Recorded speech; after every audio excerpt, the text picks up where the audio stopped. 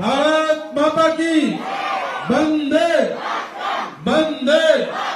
हिंदुस्तान हिंदुस्तान हिंदुस्तान। संविधान संविधान हिंदुस्तान। प्यारे बच्चों, मेरे नौजवान साथियों और हमारे पिता तुल्य गार्जियन बुजुर्गों, आज का दिन बड़ा ही पावन दिन है। अपने देश के लिए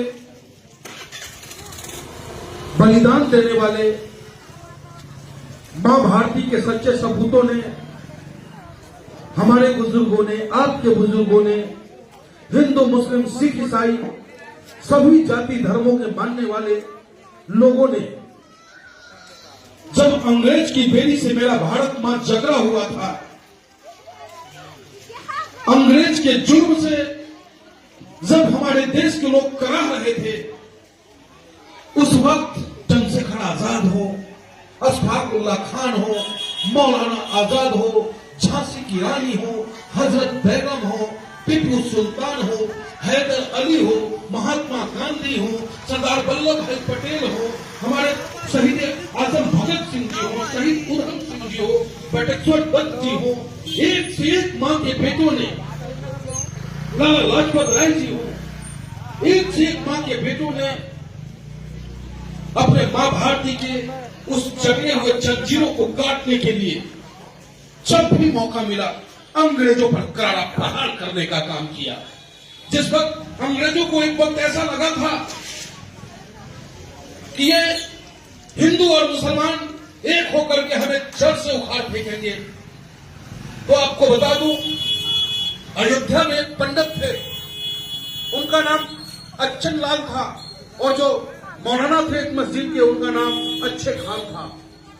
उन दोनों ने मिलकर अयोध्या में एक पंचायत की और उन्होंने कहा कि भाई, देश हम सबका है और इस अंग्रेज से अगर आजादी पाना है तो हिंदू मुस्लिम जात पात को छोड़ करके एक होकर के अंग्रेज के खिलाफ संघर्ष करना होगा।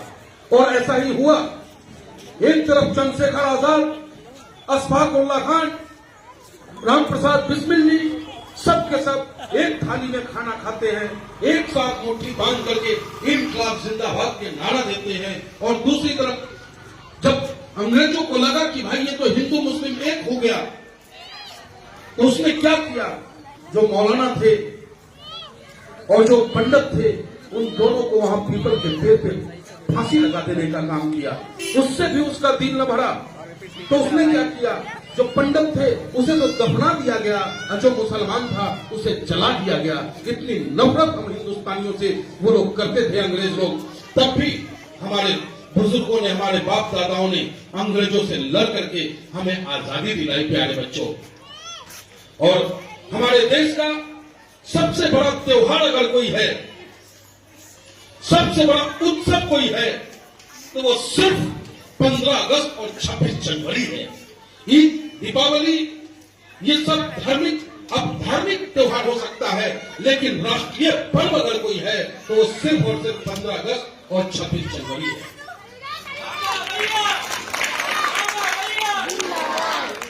15 अगस्त हम क्यों मनाते हैं? 15 अगस्त को हम आजाद हुए थे, और आज 26 जनवरी हम क्यों मनाते हैं प्यारे बच्चों? क्योंकि आज के दिन ही 26 जनवरी 1950 को संविधान निर्माता बाबा साहब भीमराव अंबेडकर जी ने जो संविधान दिया, वो संविधान आज के दिन ही लागू हुआ था। इस संविधान ने हम हिंदुस्तानियों को बराबर का अधिकार दिया। इस संविधान ने, बाबा साहब अंबेडकर जी ने साफ उस संविधान में लिखा है कि सबको बराबर का अधिकार है, सबको शिक्षा पाने का अधिकार है, जात पात के नाम पर कोई किसी से भेदभाव नहीं रखेगा। ये सारी ताकत उस संविधान में देने का काम किया। और उस संविधान ने यह भी ताकत दी कि जो नेता आप चुनते हो, वो नेता कोई राजा नहीं होता है, वो आपका नौकर होता है। बाबा साहब भीमराव अंबेडकर जी ने कहा था कि संविधान के बाद अब कोई भी राजा रानी के पेट से जन्म नहीं लेगा। अब राजा जो बनेगा वो राजा होगा जिसे जनता चुनकर भेजेगा, लेकिन वो राजा नहीं, वो 5 साल के लिए आपका नौकर होगा। अगर वो आपकी मर्जी के अनुसार आपके हित में अगर कार्य नहीं करता है, 5 साल बाद उसे आप नौकरी से निकाल सकते हो। तो ये व्यवस्था बाबा साहब भीमराव अम्बेडकर जी ने हमें संविधान में देने का काम किया। चाहे जितने भी सरकारी अधिकारी हैं उन पे भी अंकुश है, वो भी हमारे नौकर हैं। चाहे डीएम हो, डीएम से लेके कलेक्टर तक, कांस्टेबल से लेके सारे लोग हमारे नौकर हैं। वो हमारे तनख्वाह, हमारे कमाए, अगर हम माचिस भी खरीदते हैं बच्चों, उससे जो टैक्स जाता है उस टैक्स से उन्हें तनख्वाह मिलता है। तो ये तिरंगा संदेश देता है कि हर किसी को अपने कर्तव्य का पालन करना चाहिए, क्योंकि इस तिरंगा को जब बात, प्यारे बच्चों, जब बात तिरंगा की हो तो हर किसी को यह सोचना चाहिए कि ये तिरंगा हमारा सबसे बड़ा पहचान है। हर किसी की फितरत सोच होती है कि कफन महबूब की चुनरी का नहीं, कफन अगर है प्यारा कोई तो वो तिरंगा है। तिरंगा में जो लिपट के जाता है उसका जाने का अंदाज भी निराला होता है। शहीदों की चिताओं पर लगेंगे हर बरस मेले, शहीदों की चिताओं पर लगेंगे हर बरस मेले, वतन पे मरने वालों का यही बाकी निशा होगा, यही बाकी निशा होगा। मेरे प्यारे बच्चों, मेरे नौजवान साथियों, ये गणतंत्र दिवस हमें और आपको अपने अधिकार से जगाता है। अगर मैं किसी का बाप हूं तो मेरा कर्तव्य बनता है कि मैं अपने बच्चे का लालन पालन करूं। ये कर्तव्य हमें ये गणतंत्र दिवस सिखाता है। प्यारे बच्चों, आपके माता पिता आपको पढ़ने के लिए न जाने वो रिक्शा चलाते हैं, मेहनत करते हैं, कहां से वो पैसा लाते हैं और आपके लिए कलम, कॉपी और आपके स्कूल का फीस जमा करते हैं। तो ये कर्तव्य आपका बनता है प्यारे बच्चों कि आप अच्छी पढ़ाई करो, ताकि आप पढ़ लिख करके जब बड़े होंगे, देश के अच्छे नागरिक बनेंगे तो देश की अच्छी से आप सेवा कर पाएंगे। उसी तरीके से कर्तव्य हम नौजवानों का भी बनता है कि हम नौजवान जो नफरत की बयान में बह करके कभी कभी हम हिंदू, मुसलमान, सिख, ईसाई करने लगते हैं, जब भी आपके मन में हिंदू मुस्लिम की बात आए तो शहीद आजम भगत सिंह को याद कर लेना। जब भी आपके मन में हिंदू मुस्लिम की बात आए तो अशफाकुल्लाह खान को याद कर लेना। जब भी आपके मन में हिंदू मुस्लिम नफरत की बात याद आए तो चंद्रशेखर आजाद को याद कर लेना, क्योंकि ये तिरंगा लाने में बहुत बहुत कुर्बानियां हुई हैं।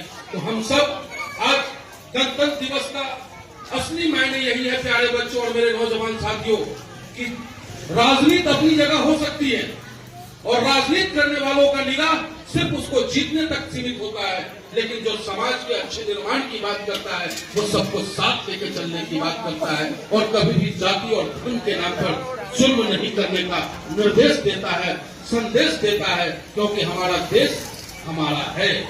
इस देश की मिट्टी में लहू मिला है हम सभी का। ये देश किसी के बाप की जागीर थोड़ी है, किसी के बाप की ये जागीर देश नहीं है। इस देश में हर जन्मे हुए बच्चे, पशु, पक्षी, जितने भी जीव जंतु हैं हमारे देश के, वो सब हिंदुस्तान के नागरिक हैं, हिंदुस्तान के रहने वाले हैं और उनसे हमें प्यार करना चाहिए। ये संदेश हमारा तिरंगा देता है।